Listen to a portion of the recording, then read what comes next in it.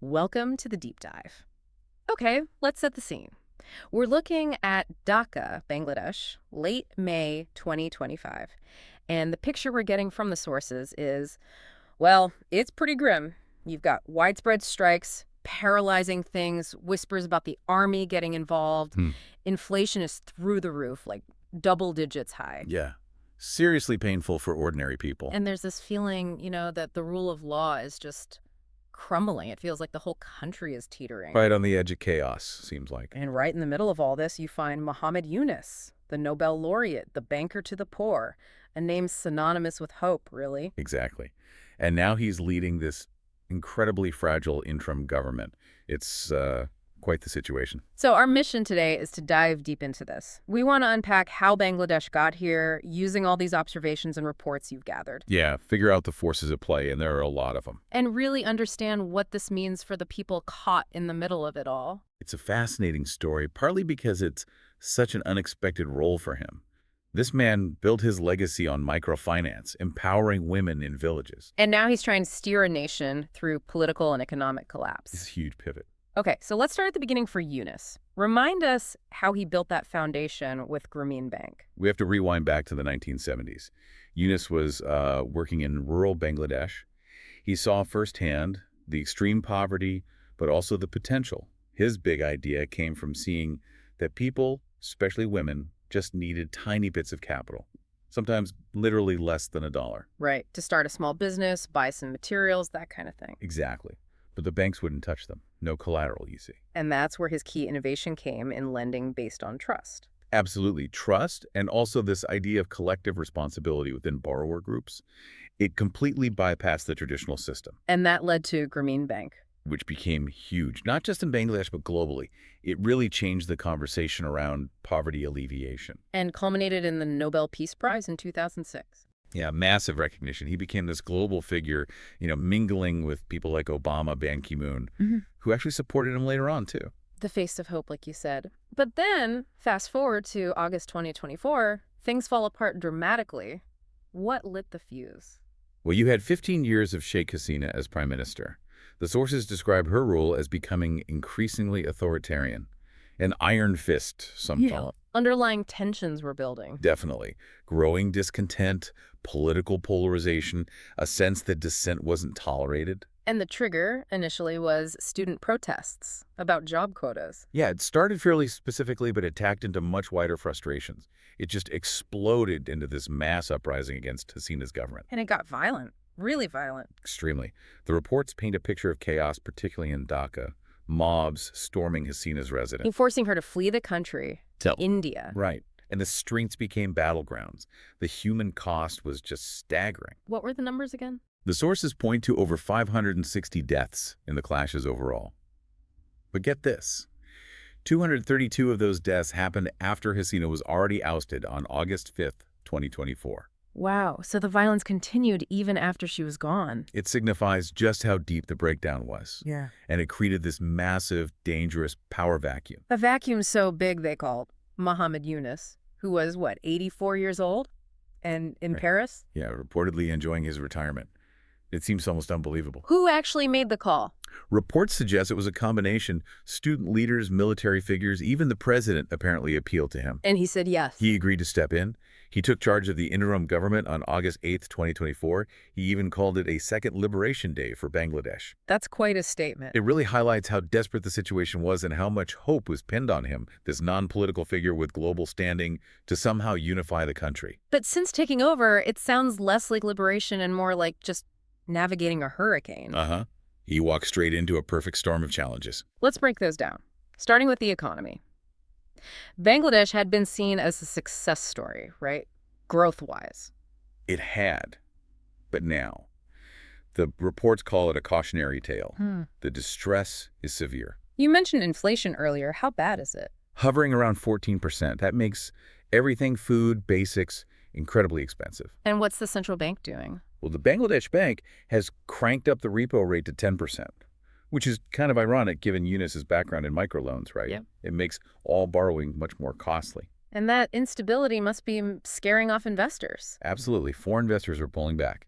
And that hits the core of the economy, the garment industry. Which is huge for Bangladesh. Massive, like 80% of their exports. And sources say it's in tatters. In tatters, what does that mean practically? Over 100 factories reportedly shut down. That's maybe 50,000 workers losing their jobs. And for the factories still operating, production costs are up by 50%. The whole engine is sputtering. And the financial system itself. Banks. Looking shaky. The central bank governor warned that bad loans, non-performing loans, could hit 30%. 30%. That's huge potential instability. It is. Add in food inflation, also around 14%. Crucial foreign aid, like USAID being frozen. USAID is the U.S. Agency for International Development. That's right. And just generally crumbling trade relationships. Yeah. The economic pressure is immense. It's wiping out years of progress. Okay, so the economy is in deep trouble. What about security? Law and order? Also incredibly volatile. A major problem right after Hasina left was that police just refused to go back to work in many places. Seriously, why? Fear, loyalty. Probably a mix. Fear of reprisals, maybe loyalty to the old regime for some, whatever the reason. It left a massive gap. And what fills that gap? Well, reports mention gangs becoming more active, running rampant in some areas, and tragically, a real spike in communal violence. And we're hearing specific concerns about attacks on the Hindu minority. Yes. That's a deeply worrying trend mentioned in the sources. Hindus make up about 8% of the population. There are reports of attacks on their homes, businesses, even temples. How bad is it? Bad enough that hundreds have reportedly fled across the border to India seeking safety. Has Yunus addressed this? He has publicly condemned it, called for unity.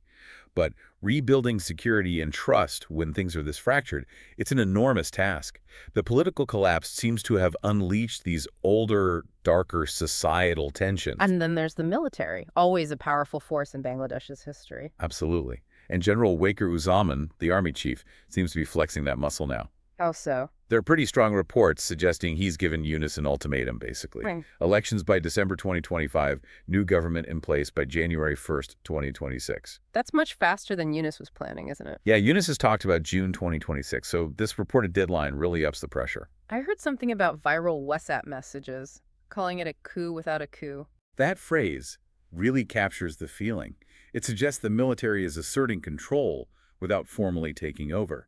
There are even rumors swirling that Yunus's team might be thinking about replacing Zaman. Which would be a massive power struggle. Huge. Meanwhile, the general himself has described the country's situation as anarchy, which, could be seen as laying the groundwork for a more direct intervention if needed. Though Yunus says his relationship with the military is good. He maintains it's a very good relationship. But it's clear he's not the only one calling the shots. He's walking a tightrope with the military. Okay, so he's juggling the economy, security, the military, and then there's the actual politics, which sounds incredibly messy. Intense is putting it mildly. Since August 2024, it's been bitter. A huge move was banning Sheikh Hasina's party, the Awami League, back in May 2025. And Yunus hasn't held back in his criticism of her regime. Not at all. Reports say he's called them a family of bandits, accused them of extrajudicial killings, running secret torture centers. Really strong stuff. And Hasina from India is hitting back just as hard. Oh, yeah. She's reportedly called Yunus a mobster, accused him of unleashing terrorists. It's personal, it's public, and it's poisoning the well for any kind of reconciliation. Meanwhile, the main opposition party, the BNP Bangladesh Nationalist Party, they must see an opportunity here. Definitely. They're the largest political force now, and they want elections. Fast. They held a big rally in Dhaka just before Eid, demanding polls much sooner than Yunus wants. And they're allied with Jamaat-e-Islami, the Islamist party. That's right. It's a significant alliance. But even though they might have supported the protests against Hasina, they seem wary of Yunus too. There's definitely suspicion reported. A fear, perhaps, that Yunus might try to hang on to power, block their path.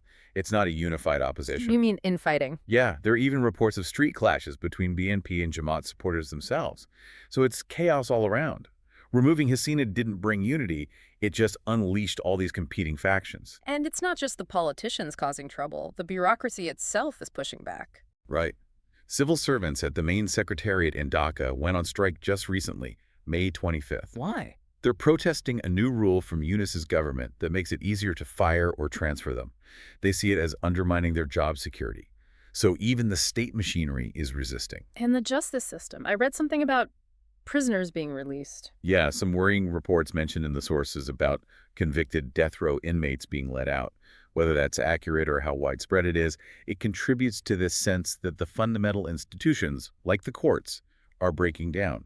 It's not just about political power. The state itself feels like it's fraying. So Yunus, this global hero figure, now domestically he's under fire. What's the main line of attack?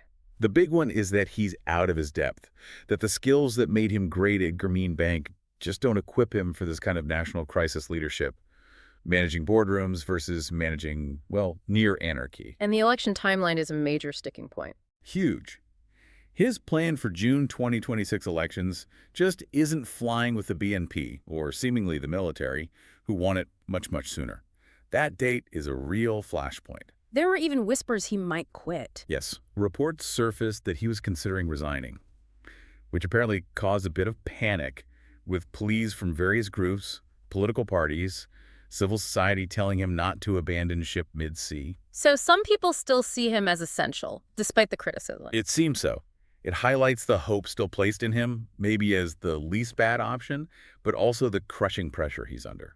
So what is he focusing on? What's his agenda amidst all this? Based on the reports, he's trying to push for reforms. He set up a constitutional reform commission. He's making promises to support the garment sector, help the Rohingya refugees. And those more ambitious plans? Starlink? Yeah, talk about bringing in SpaceX's Starlink for better internet, Right. which is interesting. It shows a long-term vision, perhaps, Yeah. but it also feels a bit disconnected from the immediate fires he needs to put out. What about his supporters? What's their argument? They see him as the only unifying figure available, someone untainted by the corruption and dirty politics of the main parties. They believe he offers a chance to break from the past. But the critics jump on that too, don't they? Accusing him of being too close to foreign powers. They do. Particularly the U.S. old WikiLeaks cables from 2007 are sometimes brought up, suggesting he sought American help back then to protect Grameen Bank. His detractors frame this as evidence he's not entirely independent. So his international standing is kind of a double-edged sword now. Exactly. What was once his greatest strength, his global legitimacy, is now being used against him by those suspicious of foreign influence. Speaking of foreign influence, let's talk about India, Bangladesh's giant neighbor. They must be deeply involved, or at least affected. Oh, absolutely. And Sheikh Hasina being in New Delhi since she fled, that's really strained the relationship. Sources describe it as being in a deep freeze. And Yunus has been pretty blunt about India sheltering Hasina. Very blunt. He's reportedly accused India of normalizing terrorism by giving her refuge. Remember, she faces hundreds of charges back in Bangladesh, including really serious ones like crimes against humanity, according to his government. How's India reacting to extradition requests? According to the reports, they've basically stayed mum, silent, which clearly frustrates Yunus. He's complained publicly that India is letting Hasina use it as a platform to undermine his interim government. He also seemed hurt by India's initial stance on the protests. Yeah, he criticized their earlier position that it was just an internal matter for Bangladesh, said it hurts. But India has its own security concerns looking across the border, right? Definitely. The sources indicate India is worried about the attacks on Hindus in Bangladesh and also about the potential rise in influence of Islamist groups like Jamaat Islami who are allied with the BNP. Has Modi said anything? India's Prime Minister Modi has apparently called for calm and protection for minorities. But with relations so frosty, it's hard to see much effective cooperation happening. The whole situation shows how a domestic crisis can quickly destabilize regional relationships. It's easy to get lost in the geopolitics and high-level maneuvering, but we need to bring it back to the people. What's the human cost of all this? It's immense, and the sources really drive this home. We mentioned the death toll from the protests, over 1,000 people, many of them young students who faced bullets. As one report grimly put it, Yunus called their sacrifice a rebirth, but the loss is just devastating for families. And the ongoing fear, especially for minorities. It's clearly very real. The reports of lynchings, looted businesses, it paints a terrifying picture for Hindus and other vulnerable groups. And then you have the Rohingya refugees, hundreds of thousands of them just stuck in the middle of this turmoil. Plus all the workers, garment workers, government employees. Absolutely. People losing jobs, people striking because they fear for their future. Bangladesh had made such amazing progress lifting people out of poverty over the last few decades.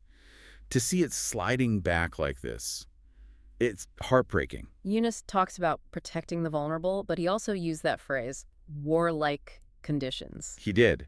And that really underscores the challenge. How do you protect people when the country feels like it's tearing itself apart? The crisis isn't abstract.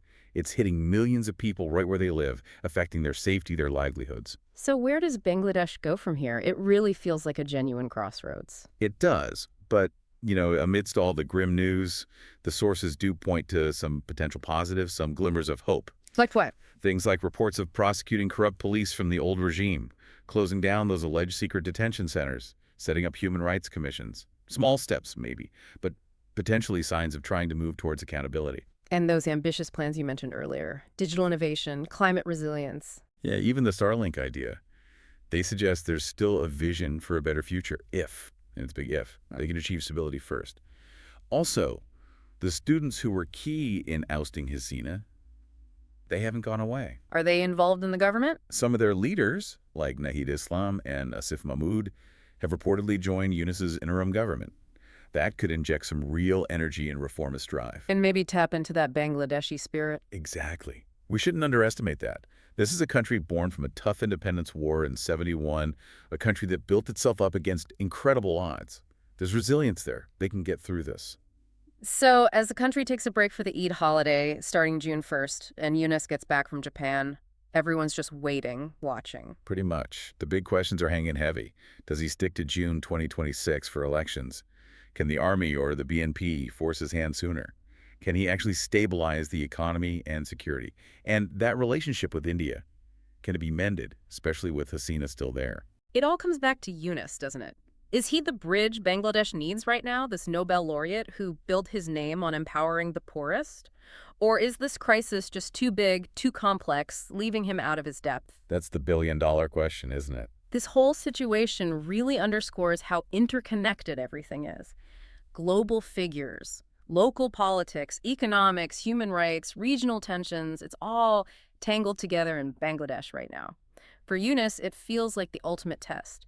A man who changed the world with microfinance, now trying to hold a nation together in perhaps its darkest hour since independence. And understanding this crisis, it helps us see those broader themes, governance, stability, resilience, playing out in a very real, very high-stakes way. So it leaves you, the listener, with this thought. Can someone whose legacy is built on small-scale trust and empowerment truly succeed in stabilizing a whole nation fractured by political hatred, economic ruin, and deep insecurity? It's a monumental task.